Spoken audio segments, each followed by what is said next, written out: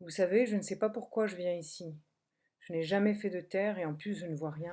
Those were such happy times not too long ago. How I wonder where they gone. But they're back again, just like L'association Valentin à Huy, créée en 1889 par Maurice de la Ciserane, a pour vocation d'aider les aveugles et les malvoyants à sortir de leur isolement et à trouver leur place dans le monde du travail.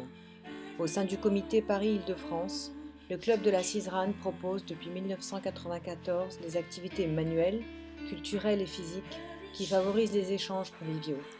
Il est animé par des moniteurs salariés, secondés par des bénévoles. Parmi ces activités, l'atelier modelage en terre cuite animé par Françoise Daniel Nourry et l'atelier tissage par Chantal Mermet-Guyonnet. Malheureusement, ces ateliers sont menacés à court terme par un plan de restructuration.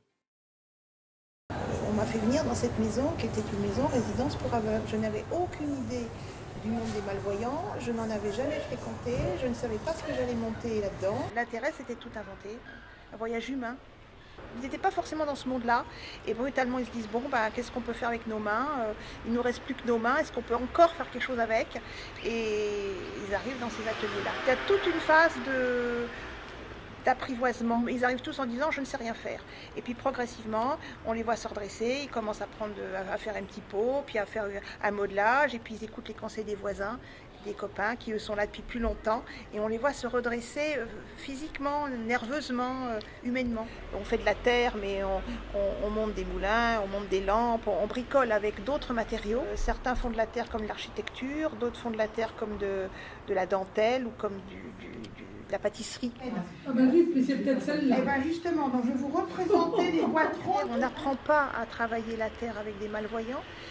Il faut créer soi-même ses outils, ses méthodes. Les clubs m'ont intéressée du moment où je suis devenue handicapée. L'handicap croissant m'a obligée à m'adapter à leur technique, du toucher surtout.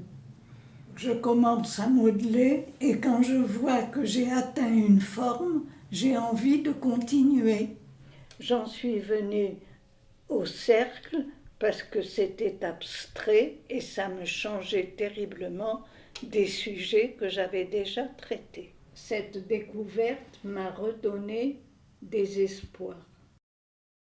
C'est toujours plus simple d'aller dans un endroit où il y a déjà des aveugles ou quelque chose qui est spécialisé. Là, le maître, quand ils sont cours. Sur le penseur de Rodin, je sais pas, j'ai essayé de respecter le modèle le plus possible, après voilà. Parce qu'il y a des cours, j'avais des devoirs. Ouais, c'est pas mal fait du tout. Hein. Parce que chaque fois qu'ils font Il y a des petits pieds et tout. La plaque, c'est pas un truc en terre. Ah si, c'est un truc en terre. C'est tout. Ah, les pieds, ils sont. Ah, il faudrait que je fasse un truc comme ça. T'aurais dû me le laisser, je l'aurais pris, j'aurais dit que c'était moi qui l'avais. Je m'intéressais déjà à la sculpture, j'allais dans les musées, je regardais les sculptures, enfin j'ai essayé de les toucher, des fois c'était pas facile, mais je trichais un peu. Parce qu'il fallait mettre des gants, mais quand je mettais des gants, je ne sentais pas du tout la sculpture. Il faut que ça sorte parfait de l'atelier. Déjà même pour les couleurs, il faut que ça soit parfait. Quoi. C'est nos yeux, c'est mes yeux. Comme je suis malvoyant, je me suis tourné j'ai regardé un peu ce qu'il y avait dans les associations autour de Paris. Donc j'ai trouvé le Valentin Huy qui faisait des ateliers. Je suis bricoleur, donc je me suis plutôt dirigé sur ce qui était manuel. Et je suis arrivé par hasard au niveau de la poterie. Je fais du modelage, un peu de sculpture, et je bricole un petit peu pour les autres. Quand on est retraité, si on n'a pas une activité, on se renferme principalement sur soi ou sur ses proches. Et là, je pense qu'il faut plutôt aller un petit peu vers d'autres personnes.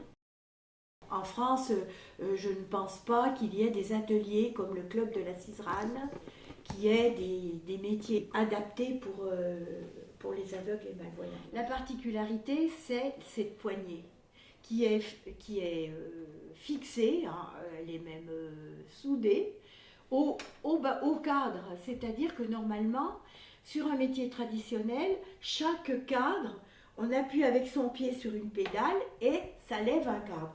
Là, il n'y a rien au niveau des pieds, tout est au niveau donc de la main. Ça a été adapté aux aveugles et malvoyants, donc le club de la Ciserane a acheté ce genre de métier pour qu'on ait tout ce matériel. D'ailleurs, on n'a que des métiers comme ça.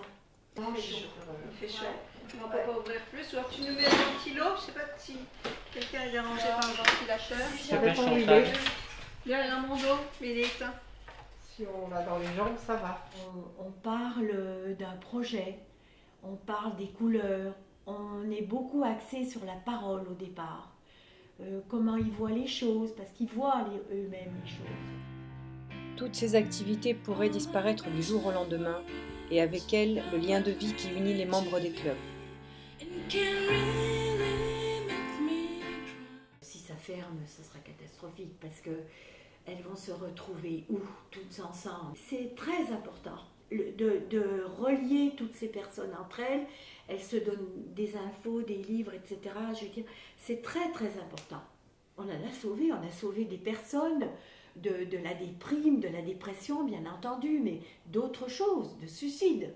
On leur remonte le moral, nous les monitrices, mais on est là sans arrêt pour remettre les personnes à niveau, même mentalement, psychologiquement. Je trouve ça extrêmement dommage et extrêmement injuste, puisque justement il y avait une association enfin qui avait des trucs bien, qui s'adressaient à tout le monde, etc., où on pouvait vraiment s'exprimer et tout.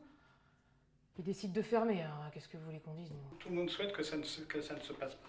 Que pas pour les ateliers, pour le reste aussi, parce qu'il y a d'autres activités qui sont importantes pour les non-voyants. Ça va nous isoler, parce qu'un grand nombre d'entre nous vont rester chez eux. Et ça, c'est pas bon, parce qu'on va se renfermer sur nous, on risque de s'aigrir. Et ça, c'est très dommage. Et j'aurais beaucoup de mal à trouver une autre activité, parce qu'il y a très peu d'associations sur Paris de non-voyants qui font des activités manuelles. Je voudrais que ça puisse continuer.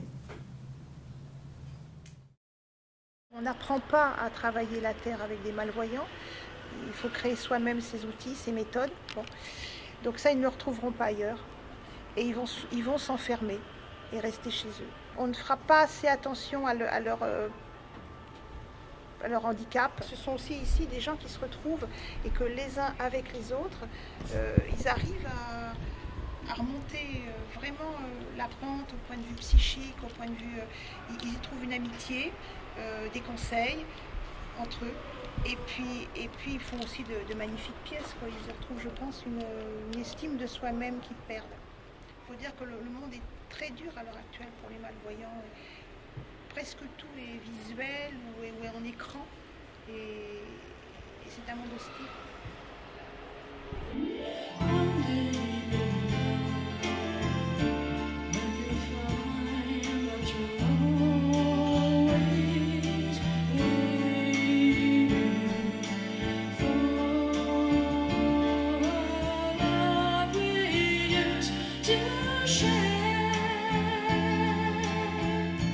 Just come.